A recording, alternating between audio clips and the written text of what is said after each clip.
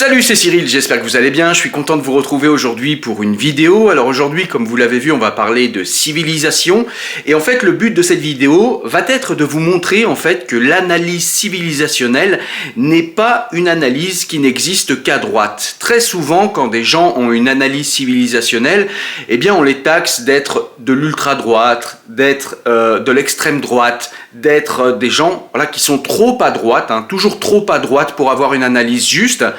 Et outre le fait que être de droite n'est pas une tare, je voudrais vous montrer qu'en réalité l'analyse civilisationnelle n'est pas qu'à droite, et il y a des intellectuels qui ont fait des livres sur des analyses civilisationnelles et qui sont pourtant des gens de gauche, voire très à gauche.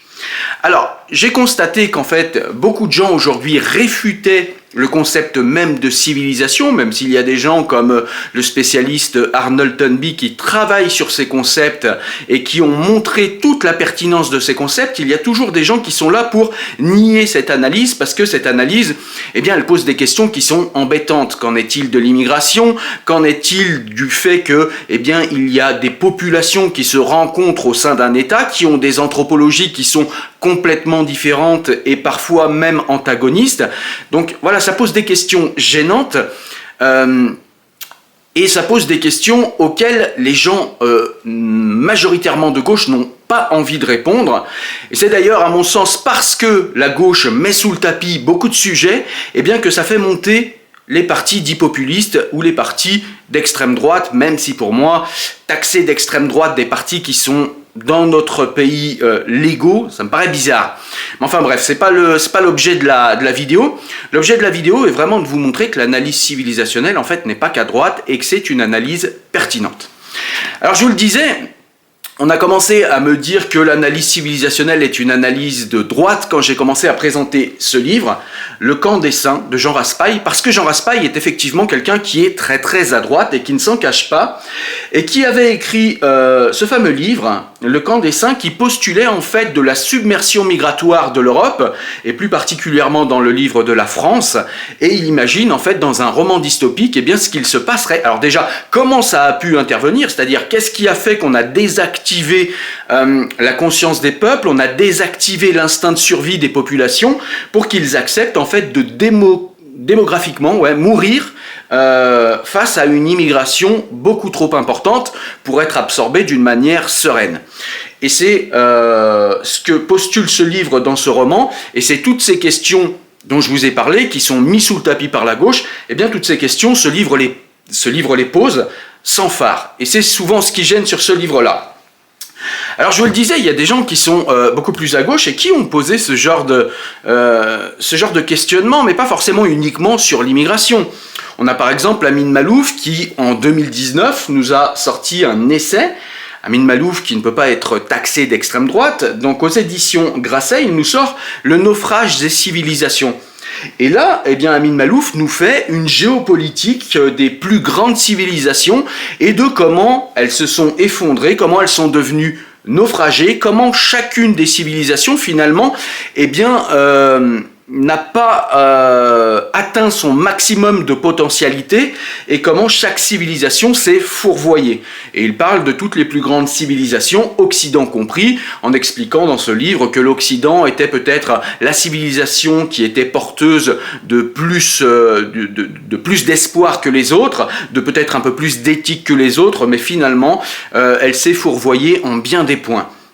Donc on a Amin Maalouf qui, à mon avis, est plutôt un homme qu'on pourrait qualifier comme étant un homme de gauche et qui a ici une analyse civilisationnelle qui est extrêmement pertinente en plus.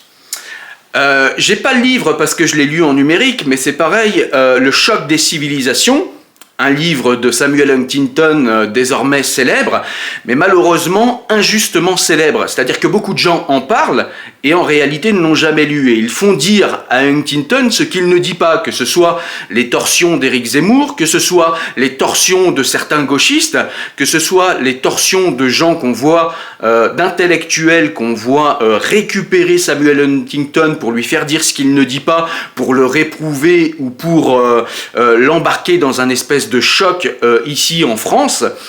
Bien, moi, je trouve que c'est intéressant de lire Le choc des civilisations de Samuel Huntington, même si il est qualifié d'homme de droite. C'est quelqu'un d'extrêmement respectable qui a fait partie du gouvernement américain. Donc, je veux dire, c'est vraiment une analyse géopolitique fine, extrêmement intéressante, une grille de lecture qui est très intéressante, notamment parce qu'il avait raison sur beaucoup de points. Donc c'est un livre que je t'ai chroniqué également, donc je te mettrai un lien en description si tu veux aller voir plus précisément de quoi parle ce livre, mais vraiment un livre très très intéressant. Et encore une fois, j'y reviens avec Amin Maalouf qui, cette année, nous sort un essai qui est sorti en début de mois, donc qui est sorti le mois dernier, en octobre, Le labyrinthe des égarés, l'Occident et ses adversaires. Et évidemment, avec un titre comme ça, eh bien, on comprend qu'encore une fois, ici, il y a une analyse civilisationnelle. Alors, c'est un livre que je n'ai pas encore présenté, je ne voulais pas chroniquer en vidéo, mais je vais bientôt le faire parce que j'ai bientôt terminé ce livre. Encore une fois, spoiler alert, c'est un livre que j'ai adoré. Amin Maalouf a toujours des analyses qui sont très très intéressantes. Il nous refait rapidement l'histoire de plusieurs civilisations, le Japon, la Chine, la Russie, et puis il nous montre, et puis l'Occident, j'ai oublié, et puis il nous montre en quoi, en fait, ces civilisations vont se dresser les unes contre les autres à certains moments de l'histoire, et où est-ce qu'on en est aujourd'hui.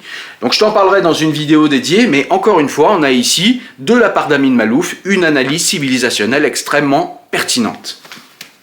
Mais on va essayer d'aller encore un peu plus à gauche et puis voir que, pour ceux qui ne savent pas ce qu'est une civilisation, moi je peux leur conseiller le livre de quelqu'un qui ne saurait être taxé d'être d'extrême droite, puisque Régis Debray a toujours été un petit peu plus proche quand même de l'extrême gauche, et il nous a sorti il y a quelques années ce livre « Civilisation, comment nous sommes devenus américains ». Alors, il nous explique en début de livre ce qu'est une civilisation, et c'est en ça que ce livre peut être extrêmement pertinent, parce que beaucoup de gens disent non, mais les civilisations ça n'existe pas, c'est une vue de l'esprit, c'est quelque chose qui est un concept qui a été inventé par l'extrême droite pour postuler ensuite du choc des civilisations. Pas du tout.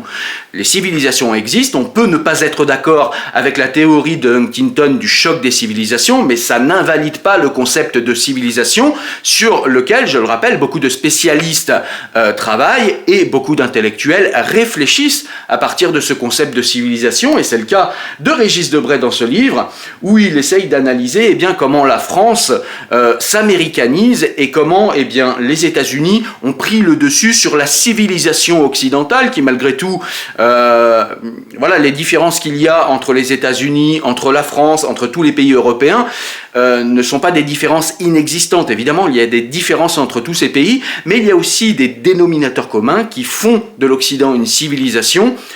Et ce livre analyse tout ça, et encore une fois, il analyse plus particulièrement, et c'est extrêmement pertinent, même si c'est pas le sujet de la vidéo, comment la France s'américanise de plus en plus, et on ne saurait que trop le voir aujourd'hui. Donc c'est un livre qui, encore aujourd'hui, est extrêmement pertinent, et qui a également une analyse civilisationnelle.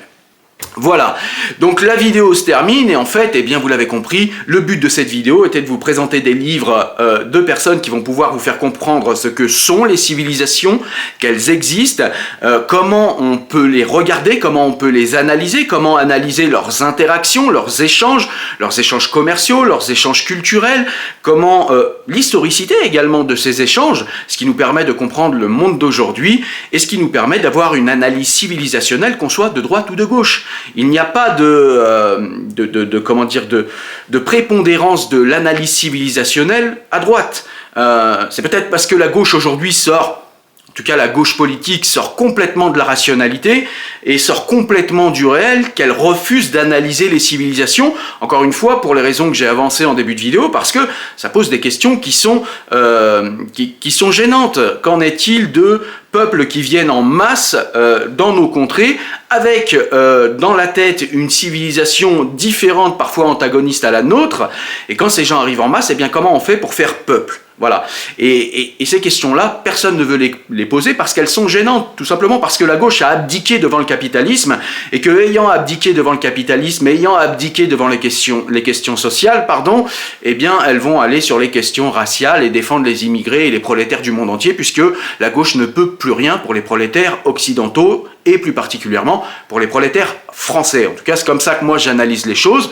N'hésitez pas, vous, en commentaire, à me dire ou à m'expliquer si vous avez des explications pour le fait que, eh bien, à gauche, on dénie aujourd'hui le droit d'analyser le monde grâce au concept civilisationnel.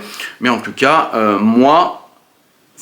pour moi, ce sont pour les raisons que je vous ai données dans cette vidéo. Voilà, je vous dis à très bientôt pour une prochaine vidéo. Portez-vous bien. Salut!